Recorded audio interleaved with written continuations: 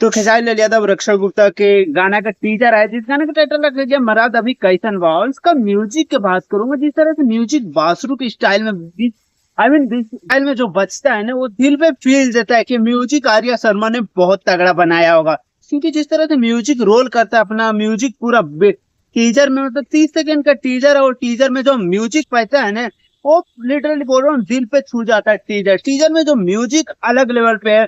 और video quality मुझे लग रहा है कि बहुत अच्छा खासा होगा। इस गाने को बहुत दिन पहले शूटिंग किया गया था और काफी तगड़ा टीजर लगा मुझे। टीजर देखने में, टीजर के म्यूजिक मेरे दिल के अंदर भाग गया, पता नहीं, क्योंकि म्यूजिक में कुछ नया चेंजेस मुझे लगा। क्योंकि म्यूजिक जब कुछ अलग वे में करता है ना, तो गाने के लिए एक्साइटेड हो। मैं इस गाने के लिए लिटरली बहुत एक्साइटेड हूँ, क्योंकि म्यूजिक मुझे जो धुन होता है ना, वो मुझे दिल पे छा गया, दिल पे पकड़ लिया कि धुन काफी तगड़ा, काफी बवाल लेवल के धुन होगा। तो धुन अगर सुनने में मजा आ गया, तो गाना तो बवाल लेवल पे होगा ही। तो म्यूजिक बहुत बेहतरीन है। टीजर ओवरऑल बहुत मजा आया देखने में।